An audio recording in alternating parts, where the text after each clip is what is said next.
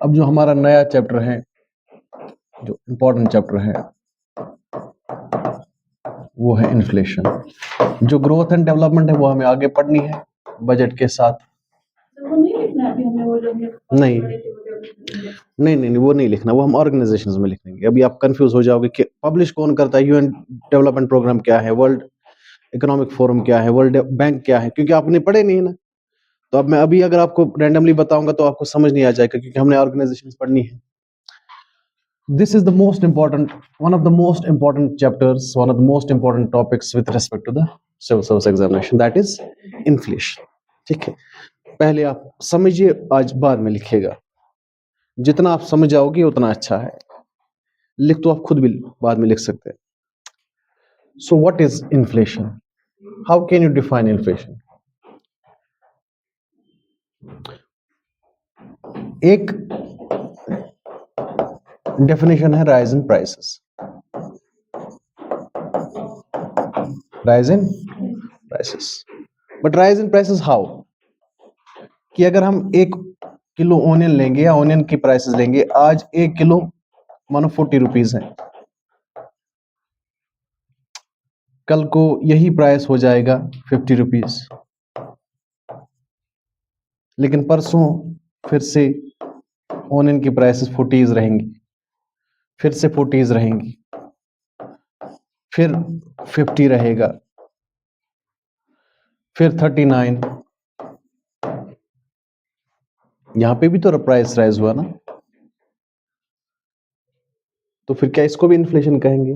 नहीं, actually inflation is sustained rise in prices over a period of time. Sustained rise in prices over a period of time.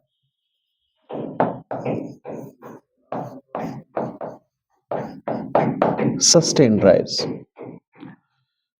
40 rupees आज है, कल 40.1 है, फिर 40.2 है, 40.3 है, 40.4 है, 50 है, 50.1 है, लगातार बढ़ता जा रहा है।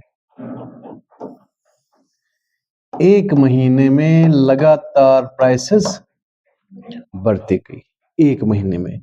यानी कि अगर आज दिसंबर है, जनवरी में जब हम मेजर करेंगे तो हमें लगेगा कि नहीं, प्राइसेस तो बढ़ रही थी, वो सस्टेन प्राइसेस हो रही थी।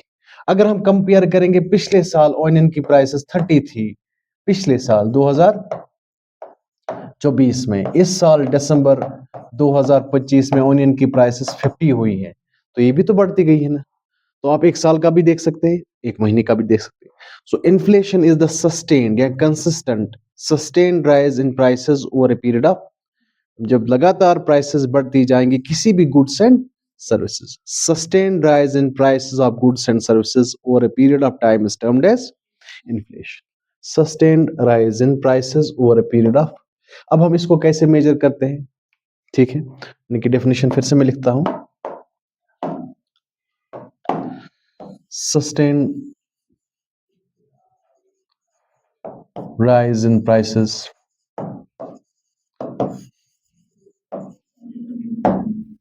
of goods and services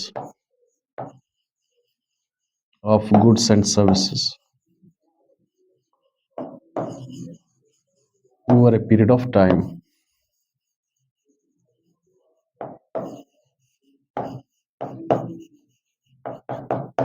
इसको क्या कहते हैं? इन्फ्लेशन। किसी भी चीज की प्राइसेस, अब किन किन चीजों के प्राइसेस? कभी किसी चीज के प्राइसेस, फॉर एग्जांपल बहुत सारी चीजें ऐसी होती हैं जिनकी प्राइसेस वोलेटाइल है। क्या है? वोलेटाइल, कभी भी बढ़ सकती है, कभी भी बढ़ सकती है। कौन सी वाली चीजें? Consumable goods. अब इनमें भी, कंज्यूमेबल गुड्स में भी कुछ गुड्स ऐसी हैं जो कभी भी बढ़ सकती, जो वोलेटाइल है। अभी 50 रुपए, कल को शायद 100 हो जाएगी। उनमें से भी कुछ ऐसे हैं जो ज्यादा वोलेटाइल हैं, जिनको कहते हैं पेरिशेबल। जैसे आपने देखा होगा टमाटर के प्राइसेस, अनियन के प्राइसेस बढ़ जाते हैं ना, क्योंकि वो पेरिशेबल है। क्यों पेरिशेबल है? मैंने आपको बताया क्यों।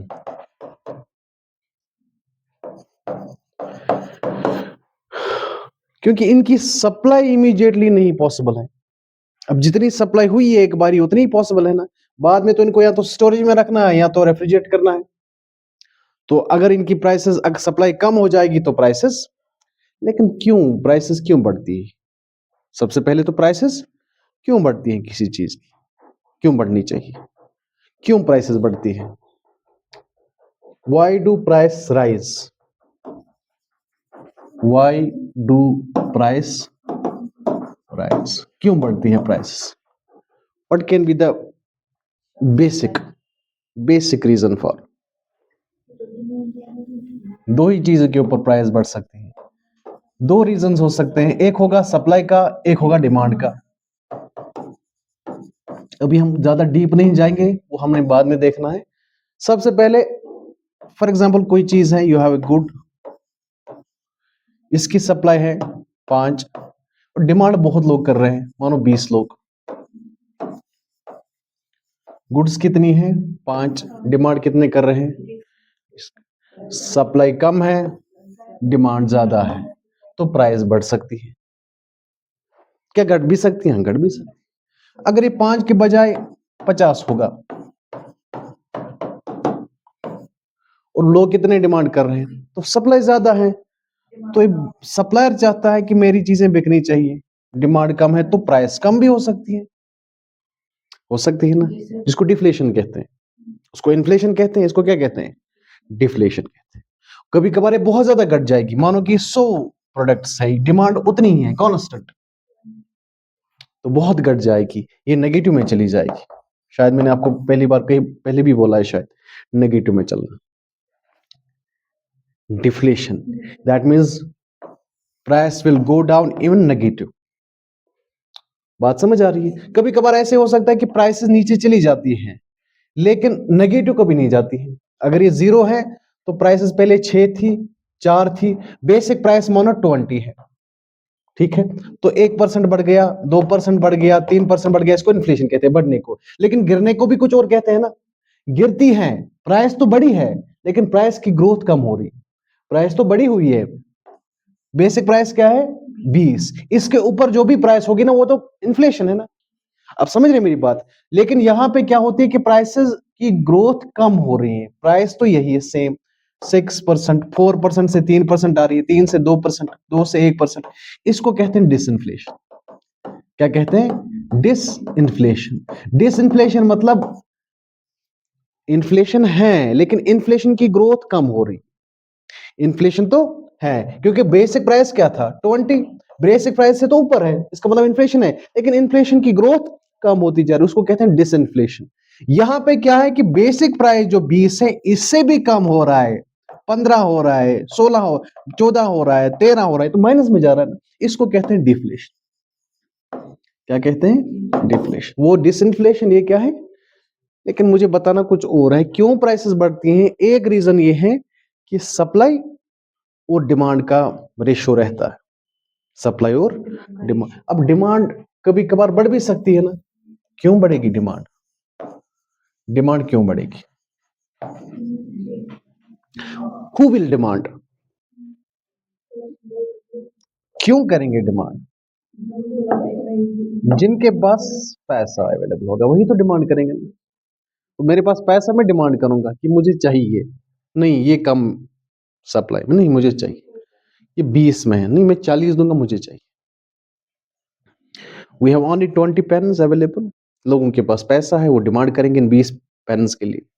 तो ये 20 पेन, पर पेन की प्राइस 100 रुपीज है, लोगों ने डिमांड ज्यादा की तो इस पेन की प्राइस बढ़ सकती है, क्योंकि सप्लाई कम है तो लोग डिमांड कर रहे हैं, उनके पास पैसा है।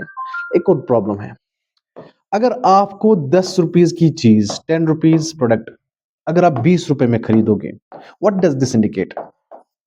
If you have a 10 rupees product and you will actually purchase it at the cost of 20 rupees, what does this indicate? What it indicates? You have a 10 rupees and you purchase it, you buy it for 20 rupees. What does this indicate? ये सब concept आपके जहन में आना चाहिए। आपके पास 10 रुपए का पेन है ना, लेकिन आप खरीदते 20 रुपए के हैं, इसकी एक्चुअल प्राइस जो है ना, एमआरपी जो है, मैक्सिमम रिटेल प्राइस इज 20, लेकिन you purchase it for 40 50, what does that mean? That means purchasing power कम हो गई है. Purchasing power of money has reduced. That means value of money has reduced. आप समझ रहे मेरी बात? समझ रहे कि नहीं समझ रहे? अगर आप 10 रुपए की चीज 20 रुपए में खरीद रहे हैं, इसका मतलब है आपके पास अवेलेबल है पैसा. एक रीजन है ना ये भी.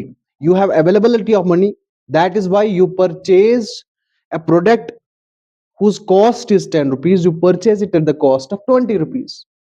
जो 10 की चीज थी वो आप कितने में खरीद रहे हैं? 20 में. इसका मतलब है मनी का पावर है ही नहीं, मनी का पावर लूज हो गया. आप समझ रहे हैं मेरी बात?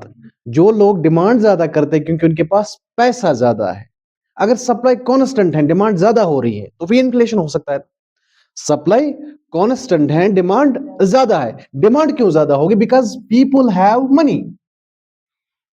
People have money. If you have a mobile phone whose cost is 10,000, but there are only 20 mobile phone available in the market. बात समझ आ रही है?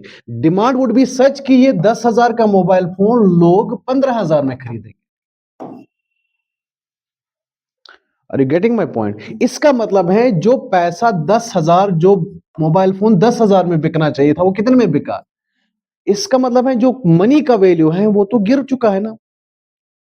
आप समझ रहे मेरी बात? आपको एग्जैक्टली उसी प्राइस के ऊपर नहीं मिल रहा है जिस प्राइस के ऊपर उसकी प्रोडक्शन हुई है, आपको उससे महंगा मिल रहा है. महंगा मिलना means that money has lost its power. जो चीज 10 रुपीज में बिकनी चाहिए थी वो मैं खरीद रहा हूं 20 रुपए की, डबल खरीद रहा हूं ना. दैट मीन्स 10 रुपए की कीमत रही नहीं. आप समझ रहे मेरी बात? दैट मीन जिस पैसे का, जिस करेंसी का इस्तेमाल मैं करता हूं, उस करेंसी की वैल्यू रही नहीं. यही तो कह रहा है ना. एक सिचुएशन ऐसी भी है ना, because money is available with in the market, with in the people, among the people, that is why they purchase a particular product for more than what it costs. Are you getting my point? That means one of the reasons for inflation and one of the impacts of the inflation is it loses money power. It reduces the power of, it reduces the value of money. इसका मतलब है purchasing power. Purchasing power means what? What does purchasing power means? Purchasing power means how much a currency has value. Purchasing power of ₹1 note means कि इस 1 रुपये note में आपको क्या मिल सकता है. पहले जमाने में in 1 rupee note you will have 4 chewing gums. Today you can only have 1 chewing gum. Are you getting my point? That means this 1 rupees has lost its purchasing power. आप समझ रहे मेरी बात? इसी परचेजिंग पावर के basis पे हम currencies को मेजर करते हैं, which I have already told you previously. Purchasing power के बेसिस पे I have told you कि $1 में आपको कितने बर्गर मिल सकते हैं. Because $1 constitutes around 90 rupees as of now. कितना? 90 rupees. कितने बर्गर मिल सकते? 2 भी मिल सकते, 3 भी मिल सकते. You can have 3 burgers in India. How much burgers you will have with 1 rupees? Will you have? No, nothing. That means rupees has no purchasing power with respect to the dollar. This is called as purchasing power parity. Parity means difference. Are you getting my point? अच्छा, जो चीज आपको inflation से पहले पहले 1 रुपए में मिलती है, अब वो 1 रुपए में you could have 1 kilogram of onion in 20 rupees. Now how much it costs? It costs now 40 rupees. That means money has lost its power. Money has lost its value. Money has lost its purchasing power. That is why it costs now. Isn't so? If अगर ऐसा नहीं होता तो फिर ये 20 का ही होता ना. Because inflation has increased, that is why सबसे पहला impact जो inflation का पड़ता है, that money loses its value. The currency loses its value. हम इंडिया की बात करें तो मनी की बात करें, रुपये की बात करें, डॉलर लूजेस इट्स वैल्यू. अगर डॉलर वहां अमेरिका में इन्फ्लेशन बढ़ गया तो डॉलर की परचेजिंग पावर कम हो जाएगी, तो डॉलर ने अपना वैल्यू लूज किया ना. आप समझ रहे मेरी बात? तो 2 सिचुएशंस हो सकते हैं. एक सप्लाई का, कि सप्लाई बहुत कम है, डिमांड कांस्टेंट है. अब बात याद रखना, सिचुएशंस बहुत सारी हो सकती है ना. एक क्या, सप्लाई कांस्टेंट है, constant constant. First situation is supply is, this is constant, यानी कि 20 प्रोडक्ट बिकने हैं, बिक रहे हैं. लेकिन डिमांड बढ़ गई। The first situation is this, supply is constant, so it may create inflation. Okay, demand क्यों बढ़ गई? There are multiple reasons. पैसा आ गया लोगों के पास, मेरे पास भी पैसा, सबके पास, यानी कि जिसको मनी सर्कुलेशन कहते हैं या मनी फ्लो कहते हैं। जैसे आप सर्कुलर फ्लो ऑफ मनी में, इनकम में देखते हैं ना कि सबके पास पैसा आ गया। The household has money to make expenditure, the government has money to expenditure. और गवर्नमेंट के एक्सपेंडिचर को क्या कहते हैं वो मैं भी बताऊंगा। What is its role in inflation? बहुत इंपॉर्टेंट टॉपिक है, क्योंकि conceptual questions with respect to the prelims, analytical conceptual questions with respect to the mains, questions पूछते हैं, ठीक है। और सबसे ज्यादा एनालिटिकल टॉपिक अगर कोई है जिसमें एनालिसिस बहुत ज्यादा जरूरी है तो इन्फ्लेशन। पहली सिचुएशन, सप्लाई क्या है? What are we actually studying this time? Inflation. What is inflation? It is a sustained rise, a sustainable rise in prices. Sustainable rise in prices, not in patches. It is sustainable rise in prices of goods and services over a period of, एक particular period होगा, एक महीना, एक साल, एक हफ्ता। बात समझ आ रही? उसको क्या कहते हैं? इन्फ्लेशन। क्यों इन्फ्लेशन हो सकता है वही हम देख रहे हैं, ठीक है।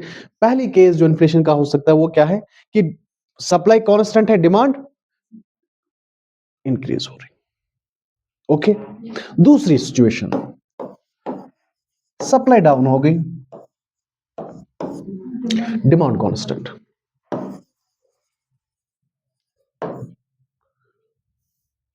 पहली सिचुएशन तो आपको समझ आ रही है, इट इज अंडरस्टैंडेबल कि कांस्टेंट सप्लाई है, डिमांड बढ़ गई है। क्यों? बिकॉज लोगों के पास पैसा आ गया। क्यों ऐसा होता है मैं आपको बताऊंगा, ठीक है, लेकिन इसको समझिएगा। दूसरी situation, supply reduces. Why will supply reduce? नहीं, व्हाई विल, यहां तो आपको पता है कि सप्लाई कांस्टेंट है, डिमांड इस वजह से इंक्रीज हुई बिकॉज लोगों के पास पैसा आ गया। Now in the second situation, why would supply reduce? What can be the reason for the reduction in the supply? No, state of technology is okay, yes. What can be the major reason? What forces, what compels the producer to reduce the supply? It can be cost of input, कि input cost जो है producer के लिए वो बढ़ गया है, is unable to produce more supply, that was the supply है reduced.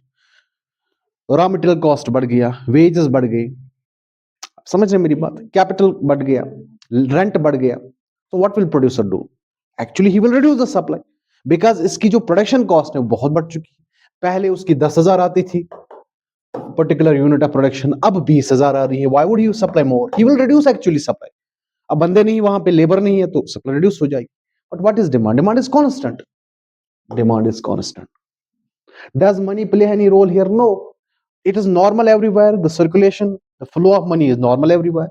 It is actually the supply which got reduced. या ऐसे भी हो सकता है कि सप्लाई तो आई थी, प्रोड्यूसर ने प्रोड्यूस की थी, ध्यान से सुनना, प्रोड्यूसर हैज प्रोड्यूस्ड, उसने भेजा, सप्लाई डिस्ट्रीब्यूट करेगा ना प्रोडक्शन के बाद, व्हाट डज इट? डिस्ट्रीब्यूशन। लेकिन अचानक कहीं पे ये डिस्ट्रीब्यूशन पहुंचे नहीं, जिस मार्केट में जानी थी, कश्मीर आनी थी, डिस्ट्रीब्यूशन नहीं पहुंच पाई। क्यों? ध्यान से सुनना। और टनल से आती है ना सप्लाई, एक रीजन मैंने ऐसे ही बोला कि कॉस्ट, ये क्या बोला मैंने? Cost of the input increases, that is why producer has reduced the supply.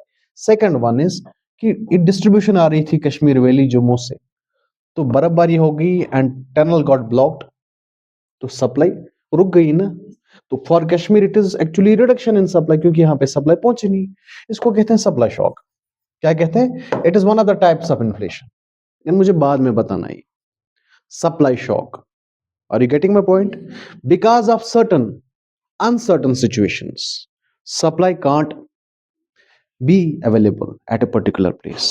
Demand तो कांस्टेंट है। कश्मीर के लोग चाह रहे थे कि वहां से 50 बोरियां चावल आ जाएंगी, 2 ट्रक चिकन आ जाएगा, 5 ट्रक पल्सेस आ जाएगी। कांस्टेंट थी ना, डिमांड थी constant, but it got the reduction in supply because of some uncertain situation. अचानक सप्लाई बैठ गई, उसको कहते हैं सप्लाई शॉक एंड इन्फ्लेशन। वो इन्फ्लेशन अचानक सप्लाई बैठने से, it is not the fault of the producer, it is not the fault of production, it is not the fault of factory, अचानक कोई हादसा हुआ, बर्फबारी हुई, लैंडस्लाइड हुआ, तो कहते हैं ना कि पिछले 15 दिन से ट्रक्स वहां पे स्ट्रैंडेड है कि वहां पे वो लैंडस्लाइड हुआ था। तो कश्मीर में ऑटोमेटिकली इन्फ्लेशन होगा। डिमांड कांस्टेंट थी बट सप्लाई ही रिड्यूस हो गई। आप समझ रहे हैं मेरी बात?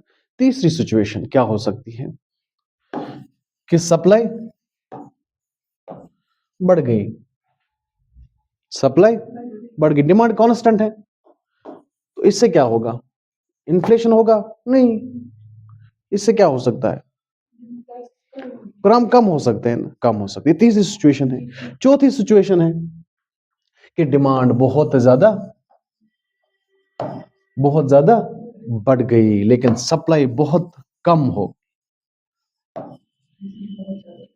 डिमांड बहुत ज्यादा बढ़ गई, सप्लाई बहुत कम हो गई। This is the extreme situation when you have reduction in the supply and when you have increase in demand, so it can also create inflation. आप समझ रहे हैं मेरी बात? You have reduction in supply but on the other side you have increase in demand, it will lead to higher inflation. These are the reasons. है कि नहीं है? एक और इन्फ्लेशन है जिसको हम कहते हैं इंपोर्टेड इन्फ्लेशन। क्या कहते हैं? कहां से लाते हैं वो? बाहर से नहीं लाते हैं। Imported inflation means exchange rate. आपको पता है? I have told you what is exchange rate. Exchange rate कि what is the value of our Indian rupees with respect to the dollar. Preferably हम डॉलर के साथ ही मेजर करते हैं, ठीक है। अगर हमें लगे कि एक्सचेंज रेट बढ़ गया है, बढ़ना मतलब now $1 costs more than 90 rupees, it increases the value of one, ठीक है। It has decrease the value. जब डिक्रीज होगा रुपये का वैल्यू, इसको क्या कहते हैं? इंटरनेशनल मार्केट में जब रुपये का value with respect to dollar decrease होता है, इसको कहते हैं,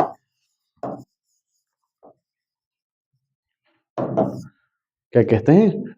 जब इंटरनेशनल मार्केट में रुपये का value with respect to dollars कम हो जाएगा, that is called as depreciation. यानी कि when the market decides the value of a currency and if it reduces the value of a particular currency, it is called as depreciation. But when a government itself reduces the value, government itself reduces the value within the domestic territory, उसको कहते हैं devaluation। क्या कहते हैं? devaluation। उसको क्या कहते हैं? depreciation। इसको क्या कहते हैं? devaluation। devaluation means a deliberate attempt of a government to reduce the value of its currency. It has nothing to do with the market. But when the market, in the international market, when the value of a particular currency reduces with respect to the dollar, it is called as depreciation। जब आपकी currency का value ही कम हो जाएगा international market में with respect to the foreign currency, तो depreciation हुआ ना। जब आपकी करेंसी डेप्रिशिएट हो जाएगी, it will impact trade. Trade के ऊपर इंपैक्ट पड़ेगा ना, बहुत इंपैक्ट होगा। जब ट्रेड के ऊपर इंपैक्ट होगा, what is that? Trade, that is supply. Supply के ऊपर इंपैक्ट हुआ। जब सप्लाई के ऊपर इंपैक्ट हुआ तो सप्लाई कम हो जाएगी, what will it lead to? It will lead to inflation. Simple सी बात है ना। When you have a reduction, reduced currency value in the international market, it will affect trade. Obviously it will affect trade, that will affect the supply. When it affects the supply, consequently it will affect the price rises. So it is a kind of imported inflation. So these are the various reasons for inflation. लेकिन actual cause क्या है inflation को, हम discuss करेंगे। अभी inflation है, how does we get to know what is inflation? How much has inflation increased? बताया जाता ना कि पिछले साल से अब तक 2% बढ़ गए।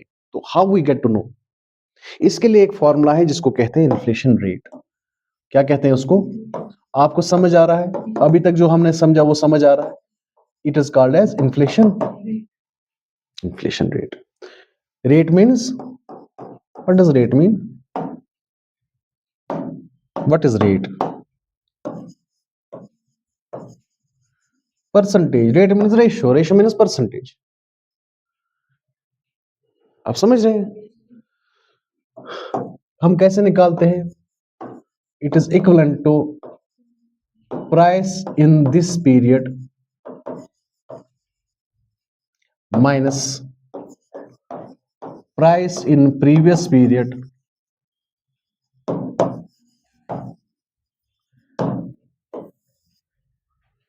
over price in previous period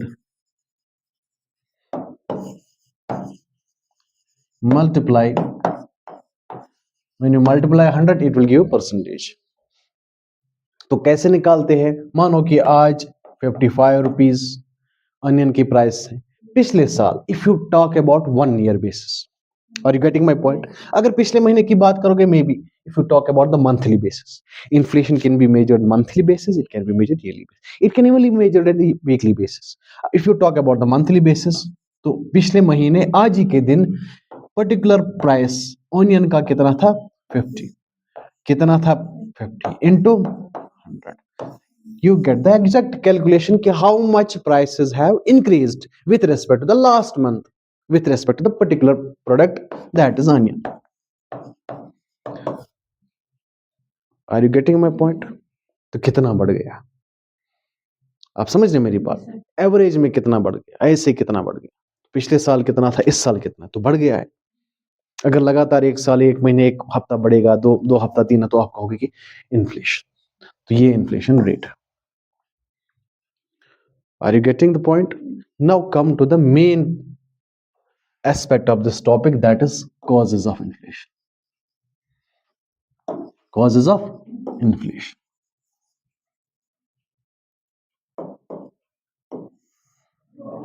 बहुत इंपॉर्टेंट है, इंटररिलेटेड है। मे बी यहाँ पे हमें थोड़ी आरबीआई को भी टच करना पड़ेगा, मॉनेटरी पॉलिसी, फिस्कल पॉलिसी। इससे पहले कि हम कॉजेज ऑफ इन्फ्लेशन जाएं, सबसे पहले मैं आपको 2 चीजें बताऊंगा। Do you know what is fiscal policy and do you know what is monetary policy?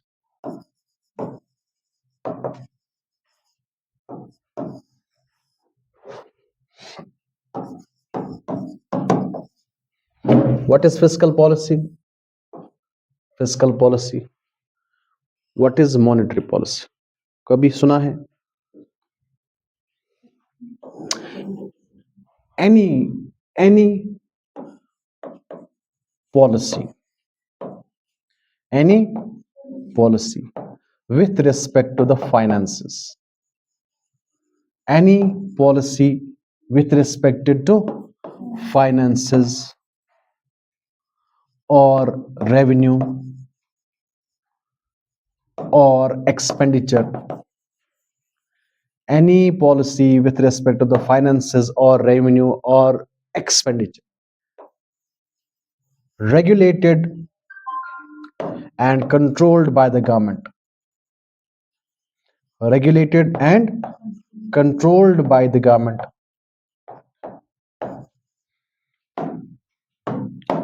उसको क्या कहते हैं? कोई भी policy with respect to the finances, with respect to the revenue, with respect to the expenditure, which is regulated and controlled by the government or the coordinated by the government, is called as budget. Is a policy. Budget is a policy, isn't it? Is a policy कि जिसमें government एक statement लेके आता है कि अगले साल, आने वाले साल में कितने एक्सपेंडिचर्स होने हैं, कितना रेवेन्यू जनरेट हो जाएगा, how much expenditure would be done by the government in the next financial year and how much revenue will be generated, जिसको हम receipts कहते हैं. Isn't it fiscal policy? Taxation. It is the government which levies tax. Tax slabs बनाता है कि किस particular income के ऊपर आपको टैक्स देना है, कितना indirect tax देना है। अब बात समझ रहे हैं? Subsidy. What is subsidy? It is the expenditure made by the government कि कहीं पे आप discounted rate पे, reduced rate पे अपनी पब्लिक को कोई चीज देते हो, फिस्कल पॉलिसी है।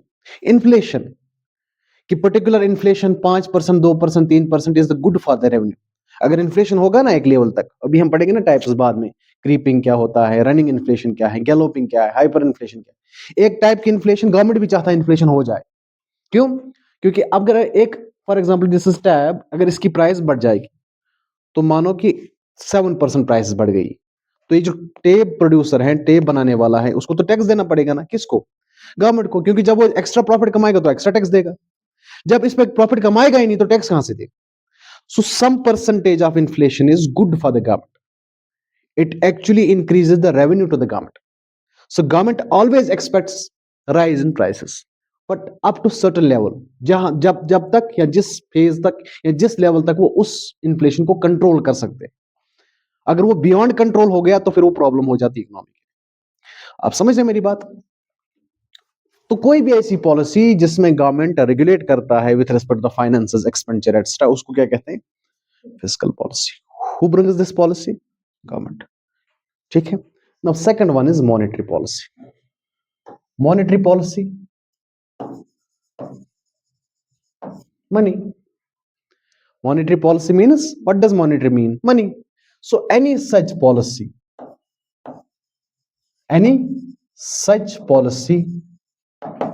with respect to what?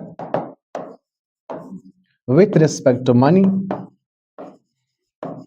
money controlled and managed by RBI. Controlled and managed by RBI, इसको क्या कहते हैं? Monetary policy. मार्केट में कितना पैसा रेगुलेट करना है, it is not the task, it is not the work of government, it is the work of RBI. Money को कितना सर्कुलेट करना है, मनी के फ्लो को कितना इन्फ्लुएंस करना है, कितना मनी कंट्रोल करना है, it is the work of RBI. वैसी पॉलिसी जिसमें RBI controls and manage the circulation of the flow of money, उसको क्या कहते हैं? Monetary policy. कौन लाता है मॉनेटरी पॉलिसी? आरबीआई। कौन लाता है? आरबीआई। कौन इंप्लीमेंट करता है? आरबीआई। फिस्कल पॉलिसी कौन लाता है? गवर्नमेंट। कौन इंप्लीमेंट करता है? कौन चेंज करता है? गवर्नमेंट। आप समझ रहे मेरी बात? सो हम क्या ऊपर देख रहे हैं? Causes of inflation. सबसे पहला कॉज जो है, पहला वाला, कि डिमांड की वजह से इन्फ्लेशन बढ़ गया। किसकी वजह से? डिमांड की वजह से। अब सुनिए, ये जो फिस्कल पॉलिसी है ना, सुनिए, फिस्कल पॉलिसी दो तरह की होती है। क्या होती है? दो तरह की। एक फिस्कल पॉलिसी को कहते हैं एक्सपेंशन। क्या कहते हैं? एक्सपेंशन। एक फिस्कल पॉलिसी को कहते हैं कॉन्ट्रैक्शन। बहुत ज्यादा टिपिकल है, बहुत एनालिटिकल है, बस सबसे ज्यादा एनालिटिकल है। एक्सपेंशनरी पॉलिसी क्या होगी? Government wants to expend fiscal, money expend करना चाहता है, खर्चा करना चाहता है, खर्चा करना चाहता है। कब गवर्नमेंट खर्चा करेगा? उस वक्त क्या कर सकता है? वो सब्सिडीज बढ़ाएगा, वही तो खर्चा हुआ ना। गवर्नमेंट क्या करेगा? Increase the subsidies. और रिड्यूस क्या करेगा? Taxes. When the government brings policy which increases subsidies and reduces taxation, it is called as expansionary policy. क्यों लाना चाहता है? अब दोस्त सुनिए, गवर्नमेंट चाहता है लोगों के पास पैसा आ जाए। सब्सिडी क्या है? या तो आप कोई चीज डिस्काउंटेड रेट पे दे सकते हैं, या तो आप गवर्नमेंट पैसा भी दे सकती है लोगों। डीबीटी क्या है? What is direct benefit transfer? It's actually आप गवर्नमेंट आपको पैसा देती, आपने कोई चीज खरीदी आपको पैसा मिल जाता, आपने गैस सिलेंडर खरीदा आपको सब्सिडी मिल जाती। आप समझ रहे मेरी बात? गवर्नमेंट आपसे टैक्स नहीं लेता है, ज्यादा रिड्यूस करता है। गवर्नमेंट चाहता है लोगों के पास पैसा रहे। जब लोगों के पास पैसा रहेगा, गवर्नमेंट आपके ऊपर टैक्स नहीं लगाती है, तो लोग ज्यादा डिमांड करेंगे। गवर्नमेंट एक्सपेक्ट्स कि लोगों के पास पैसा, इसलिए वो क्या करती है? सब्सिडीज बढ़ाती है किसी भी चीज में, other in transportation, education, infrastructure, public distribution, और इन एनी अदर वे। लोगों की बात कर, are you getting my point? And the same way government reduces tax, चाहता है कि आपके पास पैसा हो ताकि आप ज्यादा खर्चे, क्योंकि टैक्स भी नहीं बढ़ाया ना। अगर वो टैक्स बढ़ाती तो वो चाहती ना आप खर्चे ना, अब लोग गवर्नमेंट को पैसा दे, वो चाहते हैं आप खर्चे। खर्चे मतलब क्या? लोगों के पास जब पैसा आएगा वो डिमांड करेगी ना। आप समझ रहे मेरी बात? डिमांड करेगी, लोगों की बात हो रही, डिमांड करेगी। इसका मतलब है एग्रीगेट डिमांड बढ़ जाएगी। What will happen to aggregate demand? जब एग्रीगेट डिमांड बढ़ गई और सप्लाई उतनी नहीं थी, तो इन्फ्लेशन क्रिएट करेगा ना। इन्फ्लेशन क्रिएट करेगा। There was a proposal by government कि government expects there should be increase in subsidies and decrease in taxation. That means government brings which policy, which kind of fiscal policy? Expansionary fiscal policy. Now the people and the common public and the citizens have money with them. When a common man have money with them, has a money with them, he will demand. वैसे 140 करोड़ लोगों के पास पैसा है खर्चने के लिए, तो demand करेंगे ना। उस डिमांड को क्या कहते हैं? Aggregate demand. What does that demand define as aggregate? So when there is increase in aggregate demand, when there is increase in aggregate demand, लोगों के पास पैसा बहुत है, when there is increase in aggregate demand और supply क्या है? Constant होगी, तो देयर वुड बी इन्फ्लेशन। क्यों? किस वजह से डिमांड हुई?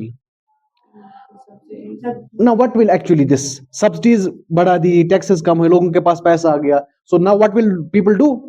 Demand will happen. So this increase in demand will cause inflation. Such type of inflation where actually the demand creates inflation, because people have money with them, because the government has brought the expansionary fiscal policy where the government actually increases subsidies and reduces tax. Government expects people to have a money with them. When the people have money with them, they will demand.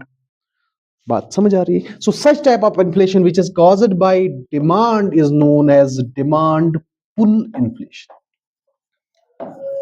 Demand pull, it is actually the aggregate demand which pulls the inflation, which increases the inflation. Such demand is called as, it is one of the main causes of inflation. Are you getting my point? ठीक है। क्यों आई demand pull inflation concept?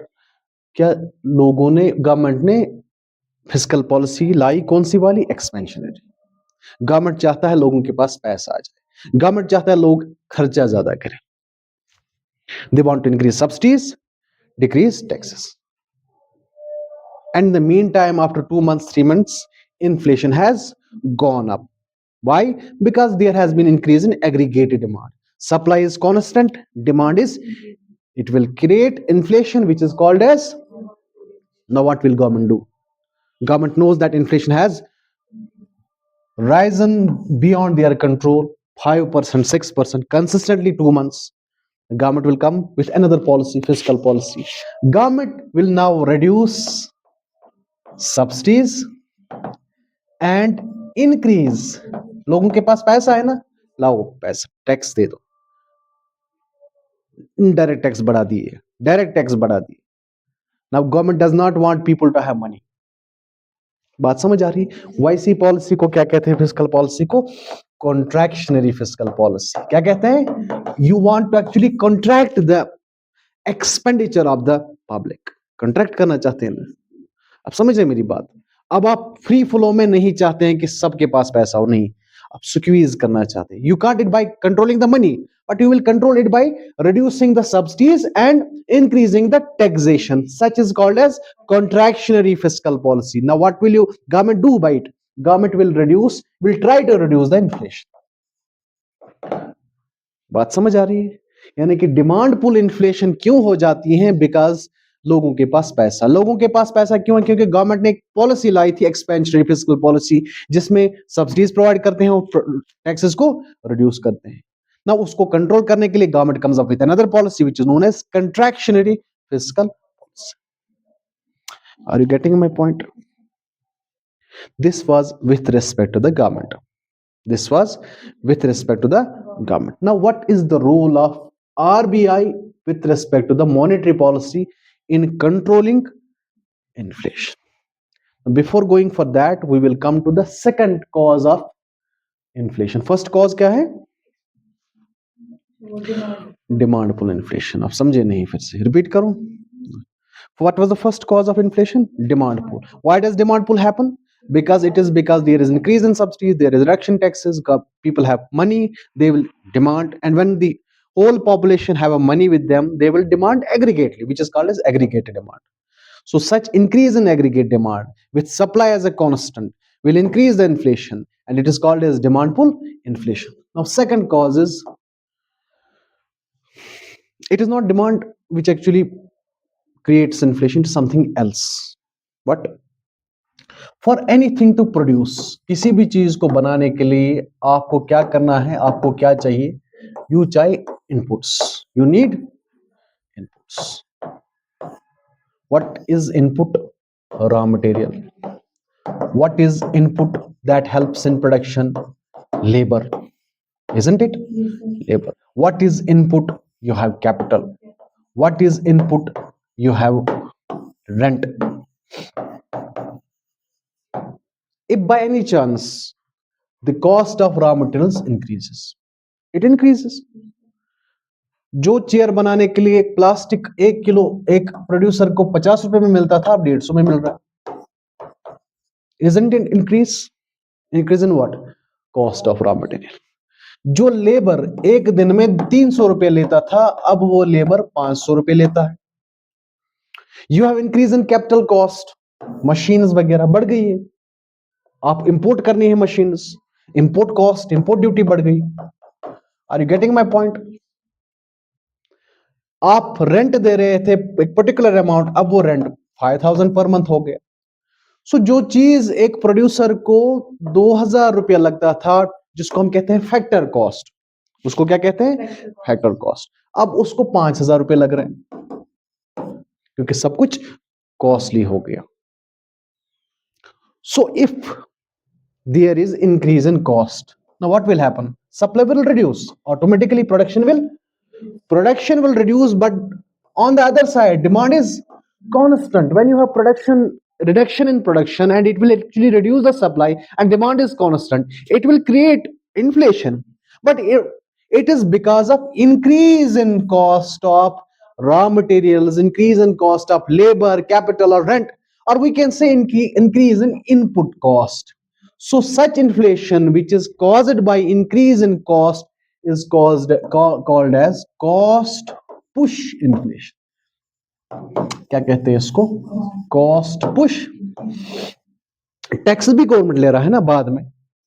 So it is actually increase in cost of raw materials which has led to the increase in inflation. Such an inflation is called as cost push inflation. First one was demand pull inflation. Second one is, now what is the role of government now? In the demand pull inflation, we got to know that government will reduce the subsidies and increase the taxation. That means government will come up with contractionary policy. But here what will government do? Government को पता है कि without production, मैंने आपको पहले भी बोला है कि government aspects and they wants कि लोगों के अंदर वो प्रोड्यूसिंग स्किल आ जाए, प्रोडक्शन बढ़ जाए. वो किसी भी हद तक जा सकते हैं, क्योंकि प्रोडक्शन जब बढ़ जाएगी तो रेवेन्यू बढ़ जाएगा, इनकम बढ़ जाएगी. ऑब्वियसली यहां पे प्रोडक्शन बढ़ रही है? नहीं बढ़ रही है ना. क्यों नहीं बढ़ रही? बिकॉज इनपुट कॉस्ट बढ़ गया, रॉ मटेरियल का कॉस्ट बढ़ गया. गवर्नमेंट पॉलिसी लेके आ रहा है, गवर्नमेंट बोल रहा है नहीं नहीं, ये जो रॉ मटेरियल आपको कॉस्ट मिल रहा है, ये हम आपको सब्सिडाइज रेट में देंगे. जो बाद में हम आपसे टैक्स ले रहे थे ना, उसको हम कम करेंगे. हम 5% ले रहे थे, now we will take only 3%. Are you getting my point? ये जो कॉस्ट, रॉ मटेरियल कॉस्ट है ना, we will reduce it, we will give you subsidy. अगर आपको कितने में मिल रहा है? 150 रुपया, हम आपको 50 रुपए में देंगे. 100 rupees subsidized. Are you getting my point? जो आपको कैपिटल बाहर से लाना पड़ता है, मशीन्स, जिसके ऊपर जो आपको इंपोर्ट ड्यूटी देनी पड़ती थी, हम आपसे इंपोर्ट ड्यूटी नहीं लेंगे. Isn't it subsidy? जो आपको इलेक्ट्रिसिटी या रेंट चार्जेस, हम आपको कम करेंगे. If you are in the government land, we will reduce the rent charges. If you are getting electricity, we will reduce the electricity cost. So subsidize देना. So during cost push inflation, government brings which kind of policy? Expansionary fiscal policy, actually to control the inflation and to influence the production. But while in demand pull inflation, government brings contractionary policy. Are you getting my point? Yes. So these are the two causes of inflation. One is cost push, another is demand pull, and the role of government's fiscal policy vis-a-vis each type of inflation, whether in demand pull inflation or cost push inflation. Let's briefly repeat this. First of all, what is inflation? It is sustained rise in price over a period of time. Sustained rise in price over a period can be 1 month, can be 1 year. How can you measure? There is a term, there is a rate which is known as inflation rate, where you actually measure the price in the current period minus price in the previous period divided by the price in the previous period into 100. You get the exact percentage increase of particular good or service with respect to the particular period. Okay. Then what can be the situations for inflation? There can be many situations. One of the situation when you have supply constant, there would be increase in demand that can lead to inflation. Second, when you have reduction in supply and demand is constant, there can also be inflation. Third one, when you have decrease in or reduction in supply and increase in demand, there can also be a situation. There can be fourth situation.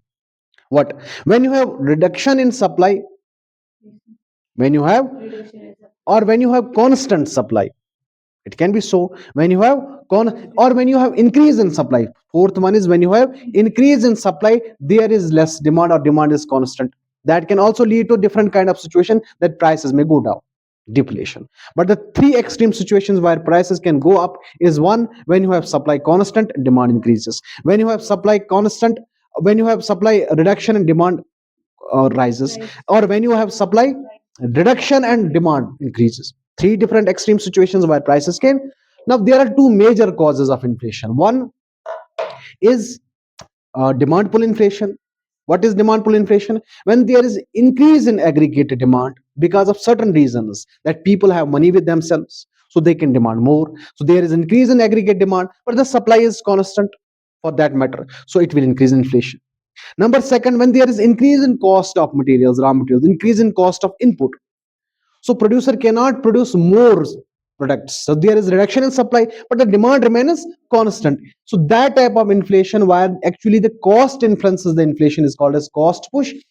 So there are two different policies vis-a-vis controlling the inflation. One is policy by the government with respect to the finances, expenditure or the revenue, that is called as fiscal policy, like budget, taxation, inflation, etc. Second is the policy with respect to the control of the money by the RBI with its special tools, जिनको हम tools कहते हैं, instruments of monetary policy, that is called as monetary policy. So what happens in fiscal policy में क्या होता है कि fiscal policy दो तरह की होती है. One is expansionary fiscal policy and second one is contraction. In expansionary fiscal policy, government actually increases subsidies and reduces taxation. Why? Because government expects people to have money so that they can make more expenditure. Okay, so this is the situation. In second situation, government expects people have lesser money, so that is why they reduce subsidies and increase taxation. That is called as contraction.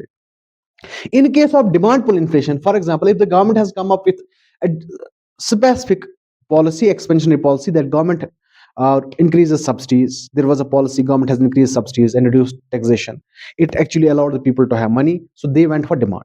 So there is demand pull inflation. Now government will come with a new policy to counter that inflation, which is called as contractionary. Here the government will reduce subsidies and increase taxation. Second, in case of cost push inflation, when there is increase in cost of raw material, increase in input cost, because it compels producer to produce less and supply less. Now government will come with a new policy here. Government will actually increase subsidies with respect to the producers, with respect to suppliers, and decrease the taxes. So that policy is called as expansionary policy. In case of demand pull inflation, government comes up with contractionary policy. In case of cost push inflation, government comes up with expansionary fiscal policy. बात समझ आ रही है आप? ठीक है, सुनो अभी इधर. मॉनेटरी पॉलिसी क्या है? Policy regulated and controlled by the RBI. अब कैसे करती है कंट्रोल? इसके लिए एक इंस्ट्रूमेंट्स होते हैं जिनको कहते हैं monetary policy instruments. Monetary policy instruments, ठीक है. आरबीआई कौन है? Reserve bank of India. It is the financial institution in India which regulates and controls all the banks in India. Regulate करती हैं, कंट्रोल करती हैं, चलाती हैं, मैनेज करती हैं जितने भी बैंक्स हैं, चाहे वो कमर्शियल बैंक हो या कोऑपरेटिव बैंक हो. चाहे कमर्शियल बैंक हो में वो पब्लिक बैंक हो, पब्लिक सेक्टर बैंक जैसे एसबीआई, या प्राइवेट सेक्टर बैंक जैसे एचडीएफसी, आईसीआईसीआई, ठीक है. चाहे वो कोई फॉरेन बैंक हो जैसे सिटी बैंक्स होते हैं, जितने भी बैंक्स हैं उनको कौन कंट्रोल करता है? अब किसी भी बैंक को शुरू करने के लिए आरबीआई लाइसेंस प्रोवाइड करता है, ठीक है. और उस बैंक के पास एक पैसा कैपिटल अमाउंट होना चाहिए जिसके ऊपर वो काम कर सकता है. लेकिन आरबीआई कोई रूल्स एंड रेगुलेशंस रखता है बैंक्स के लिए, क्योंकि बैंक्स के पास क्या होता है? पैसा. एक बैंक है, इसको हम बैंक कब कर कहते हैं, जब इसमें क्या होगा कि डिपॉजिट की कैपेसिटी होगी, जो पब्लिक आ जाएगा, कोई बंदा आएगा कि यहाँ पे क्या रखेगा, पैसा डिपॉजिट, और जब इस बैंक में एक कैपेसिटी होगी जिसको कहते हैं विड्राइंग, यानी कि ये बंदा अपना पैसा निकालता है कहाँ से, किसी भी इंस्टीट्यूशन जिसमें एक बंदा आ जाता है, डिपॉजिट रखता है पैसा और विड्रा कर सकता है, उसको कहते हैं बैंक। क्या कहते हैं, बैंक। तो इंडिया में इतने सारे बैंक्स हैं, ठीक है, किसी भी बैंक को शुरू करने के लिए लाइसेंस की जरूरत पड़ती है, रूल्स एंड रेगुलेशंस की जरूरत पड़ती है, ठीक है। तो आरबीआई कहता है बैंक से कि अगर आपको चलना है, काम करना है, तो कुछ रूल्स एंड रेगुलेशंस मानने पड़ेंगे, ठीक है। और उन सब में रूल्स एंड रेगुलेशंस एक है कि मॉनिटरी इंस्ट्रूमेंट्स, ठीक है। सुनिए, एक बैंक के पास पैसा होगा ना, ठीक है, क्या होगा, पैसा। वो पैसा कैश में भी हो सकता है, वो पैसा गोल्ड में भी हो सकता है, वो पैसा किसी के कागजात भी हो सकते हैं ना, किसी ने अपने मकान के कागजात रखे होंगे जिनको हम सिक्योरिटीज कहते हैं, गवर्नमेंट ने अपने कागजात रखे होंगे बैंक में, उसमें भी सिक्योरिटीज होंगी। आप समझ रहे मेरी बात। तो ये पूरा जो होता है ना, ये कैपिटल बन जाता है बैंक का, इसकी वैल्यूएशन होगी ना, कागजात की वैल्यू, गोल्ड की, कैश की, ठीक है, बात समझ आ रही है। तो एक बैंक के पास एक अथॉरिटी होती है कि वो कितना कैपिटल अपने पास रख सकता है, उसको कहते हैं ऑथोराइज्ड कैपिटल। क्या कहते हैं, ऑथोराइज्ड कैपिटल। एक बैंक के पास जो अथॉरिटी होती है वो कितना कैपिटल अपने पास रख सकता है, उसको क्या कहते हैं, ऑथराइज्ड कैपिटल। मैं बैंक के पास गया, मैंने अपना पैसा जमा किया, डिपॉजिट किया, ये बैंक के पास है ना, बैंक को वापस करना, इसका मतलब है मेरा पैसा बैंक के पास लायबिलिटी, क्योंकि वापस करनी है चीजें, जो आपको किसी को वापस करनी होती है उसको लायबिलिटी कहते हैं। लेकिन अगर बैंक मुझे लोन देता है तो बैंक के लिए एसेट है, क्योंकि बैंक को उसको वापस देना है ना, इंटरेस्ट कमाएगा बैंक, जो चीज आप कमाते हो, प्रॉफिट कमाते हो, उसको इंटरेस्ट, ये एसेट कहते हैं। एक कैपिटल है जो एक बैंक के लिए ऑथराइज होता है कि इतना कैपिटल वो रख सकता है, 5,000 करोड़, 10,000 करोड़, 20,000 करोड़, 5 लाख, 10 लाख, 20 लाख, जितने पैसे, उसको क्या कहते हैं, ऑथराइज्ड। कितना बैंक के पास अवेलेबल है जो वो दे सकता है बिजनेस के लिए, उसको कहते हैं पेड अप कैपिटल। क्या कहते हैं, ठीक है, टोटल कैपिटल इसका कितना है, टोटल कैपिटल एक ऑथराइज होगा कितना अपने पास रख सकता है, दूसरा उसके पास कितना है, total capital, paid up capital कितना वो कर सकता है खर्च, पेड अप कैपिटल कितना है, कितना वो अपने पास रख सकता है, ये कितना अपने पास रख सकता है, इतना इतना, कितना रखा है, इतना रखा हुआ है। आप समझ रहे मेरी बात।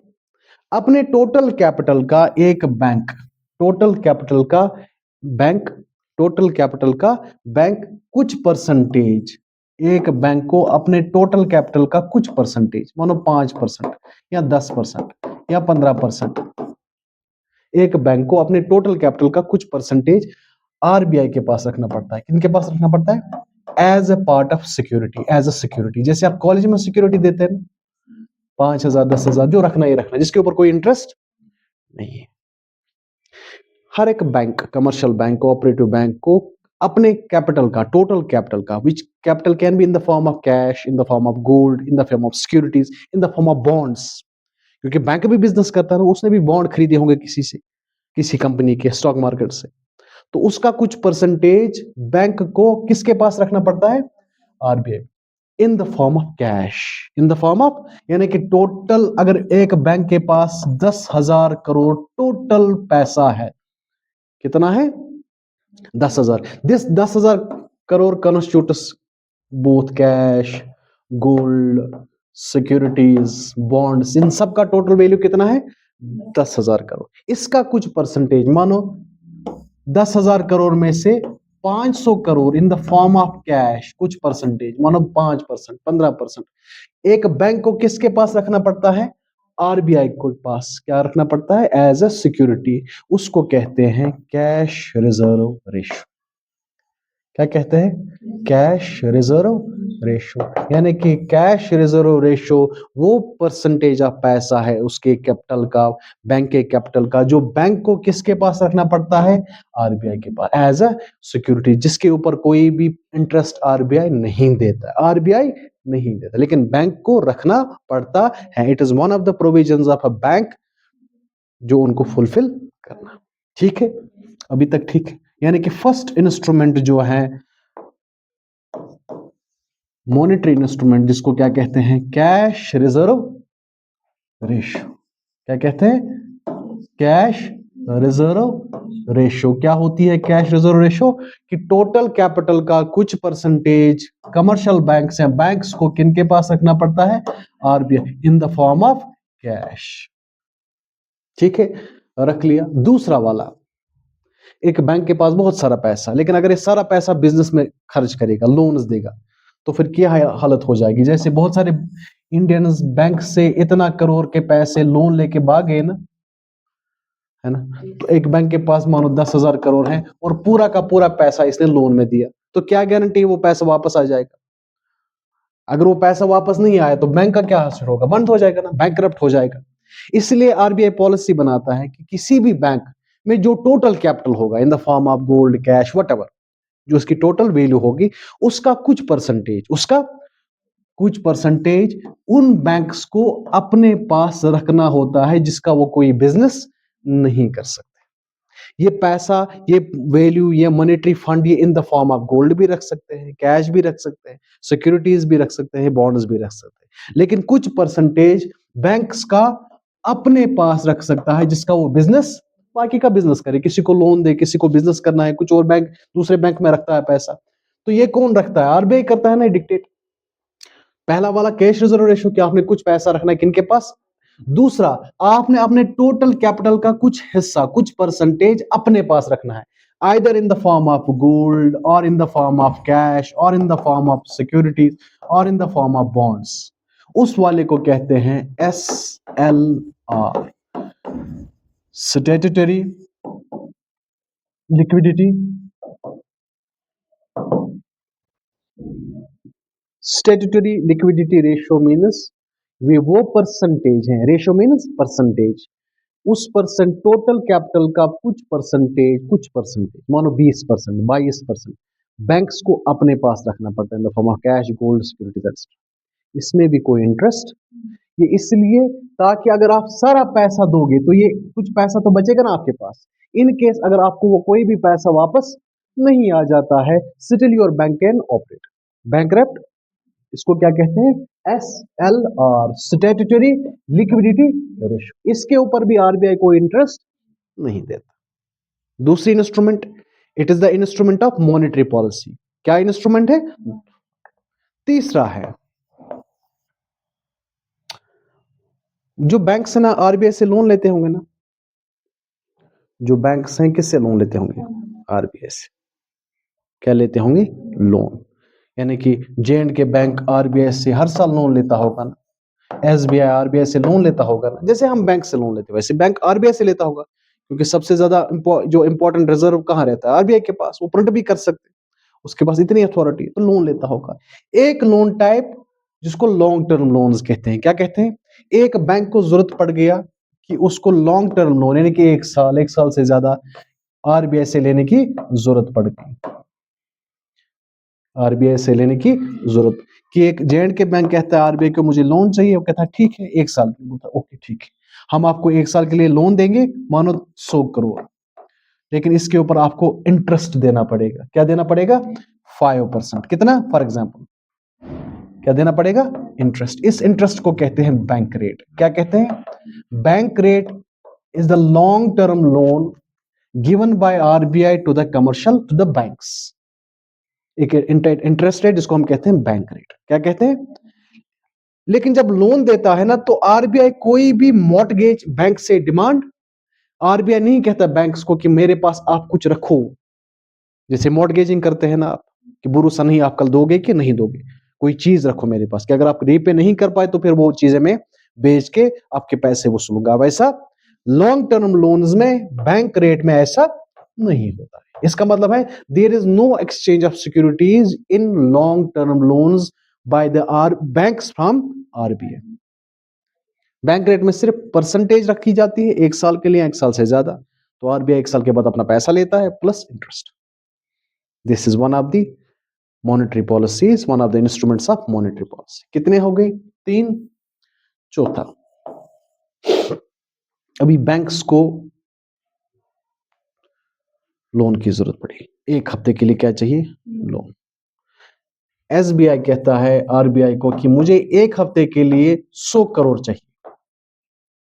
क्या चाहिए? It's a short term loan. किनको कहता है? आरबीआई। आरबीआई कहता है ओके नाइस, मैं दूंगा। क्या दूंगा? मैं दूंगा, लेकिन एक इंटरेस्ट रेट देनी पड़ेगी आपको। क्या देनी पड़ेगी? और प्लस इस वक्त में ऐसे ही नहीं दूंगा, आपको कोई चीज मेरे पास गिरवी रखनी पड़ेगी। क्या रखनी पड़ेगी? तो बैंक कहता है मेरे पास क्या है? मेरे पास तो कागजात हैं इस कंपनी के या गवर्नमेंट के। बोलता है हाँ रखो। उनको कहते हैं सिक्योरिटीज। क्या कहते हैं? हाँ। तो बैंक क्या रखता है आरबीआई के पास? Security.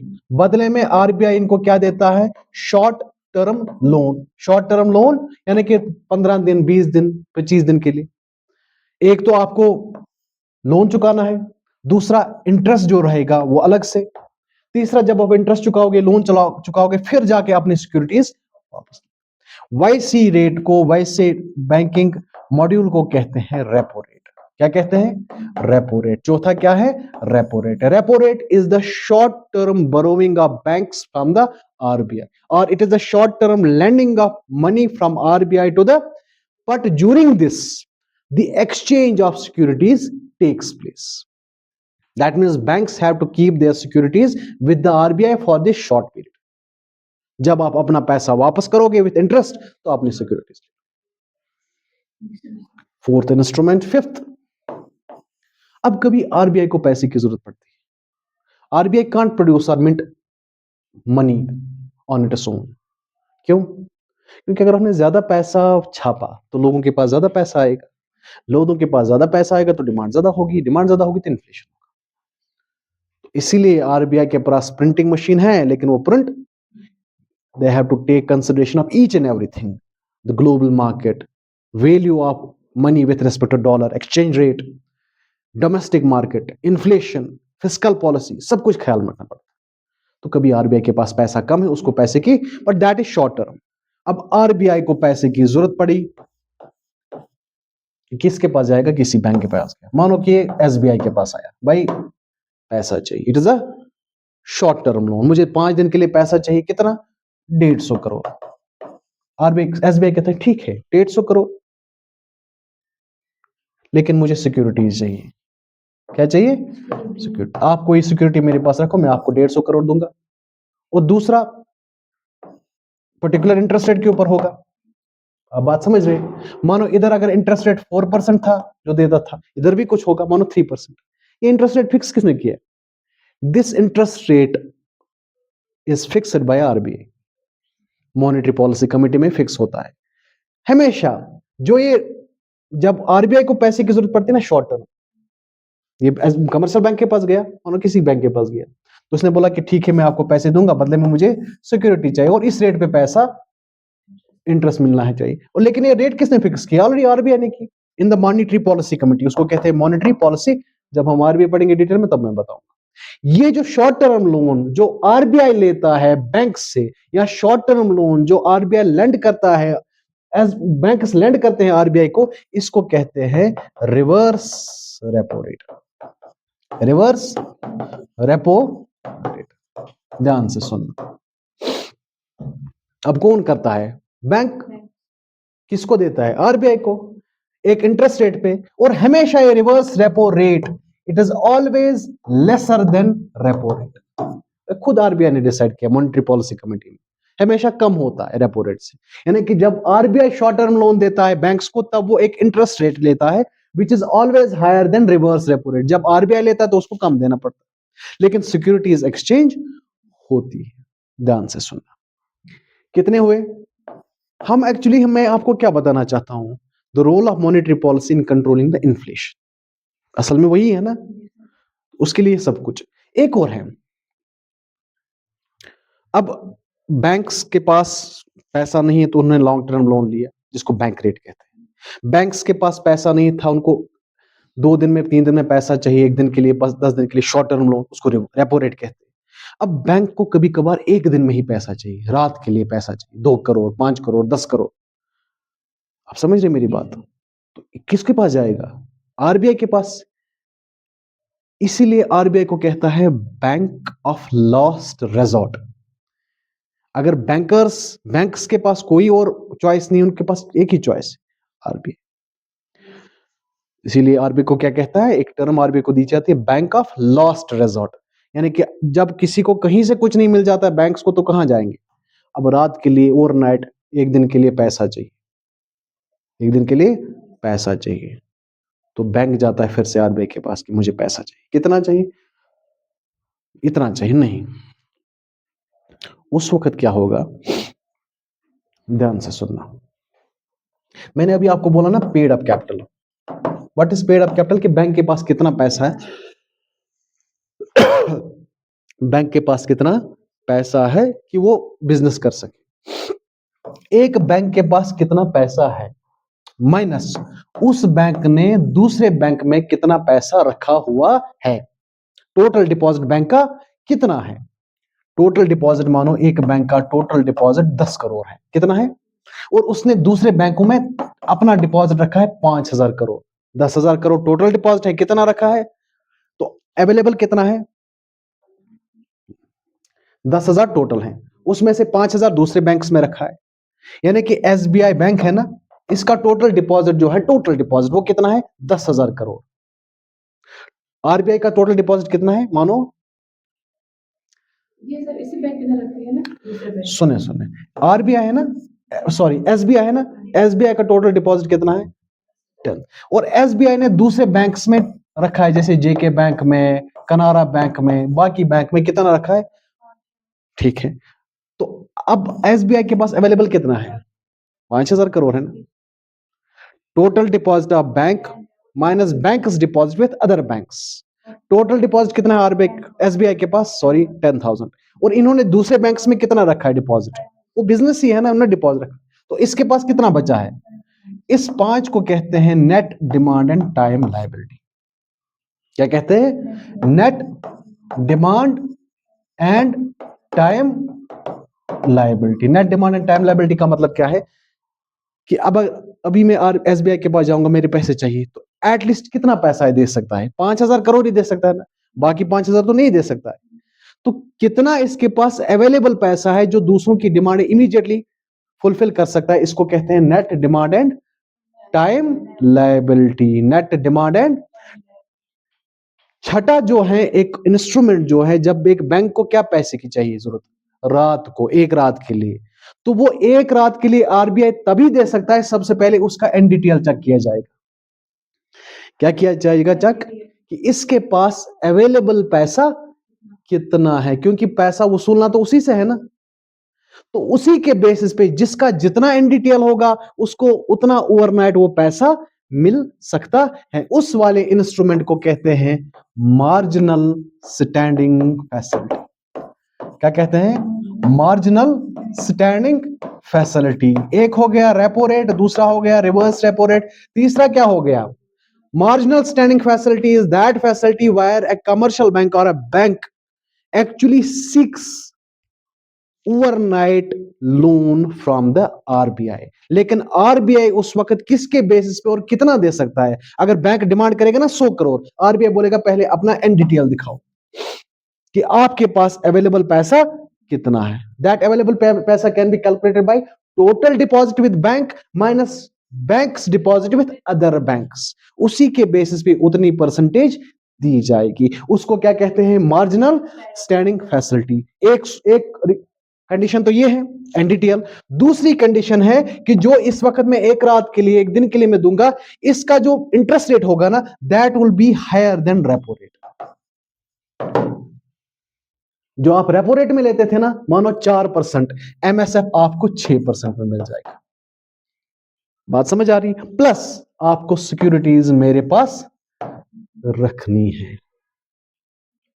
Repo rate, reverse repo rate और मार्जिनल स्टैंडिंग फैसिलिटी में सिक्योरिटीज एक्सचेंज होती है। All these three are called as liquidity adjustment facility. क्या कहते हैं इसको?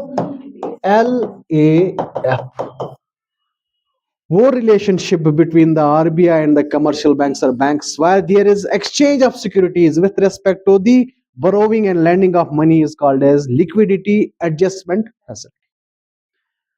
अब ये लिक्विडिटी एडजस्टमेंट फैसिलिटी क्यों चाहिए? ये बाद में पैसा कंट्रोल करने के लिए हो जाता है। अब सुने, इन्फ्लेशन हुआ ना, इन्फ्लेशन किस वजह से हुआ? लोगों के पास पैसा। लोगों के पास पैसा कहां से आएगा? बैंक से ही आएगा। इसका मतलब कमर्शियल बैंक्स के पास पैसा बहुत था। तो मॉनेटरी पॉलिसी क्या करेगा? यहां पे कॉन्ट्रैक्ट, मार्केट में जो पैसा है वो क्या करेगा? स्क्वीज करेगा। कैसे करेगा? सबसे पहले कैश रिजर्व रेशियो को बढ़ाएगा। लोगों के पास पैसा कहां से आता है? बैंक्स के पास। अब डिमांड पुल इन्फ्लेशन इस वजह से हुई कि लोगों के पास पैसा। अब गवर्नमेंट ने तो अपनी पॉलिसी अपनाई, अब आरबीआई क्या पॉलिसी अपनाएगा? सबसे पहले क्या करेगा काम? वो बैंक्स के ऊपर कंट्रोल करेगा। बैंक्स को स्क्वीज करेगा, बैंक पब्लिक से स्क्वीज करेंगे। इसको कहते हैं ओपन मार्केट ऑपरेशन। क्या कहते हैं? सबसे पहले क्या होगा? May be cash reserve ratio बढ़ाएगा। दूसरा, बैंक्स को बोलेगा एसएलआर बढ़ाओ, और पैसा देने की जरूरत नहीं, एसएलआर अपने पास पैसा रखो ज्यादा। ठीक है।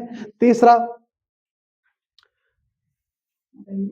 बैंक रेट बढ़ाएगा, लॉन्ग टर्म लोन महंगा करेगा। बात समझ आ रही? उसके बाद क्या करेगा? रेपो रेट बढ़ाएगा।